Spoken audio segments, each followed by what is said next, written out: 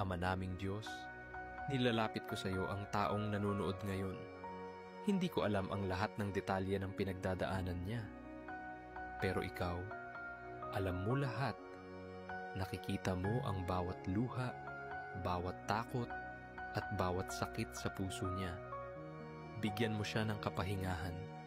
Palitan mo ng pag-asa ang pagod. Palitan mo ng liwanag ang dilim. Palitan mo ng kapayapaan ang kaguluhan. Hawakan mo ang puso niya at ipadama mong hindi siya nag-iisa. Panginoon, ilapit mo siya sa mga tamang tao. Bigyan mo siya ng lakas para muling maniwala na may magandang bukas at hindi pa huli ang lahat. Sa pangalan ni Jesus, Amen.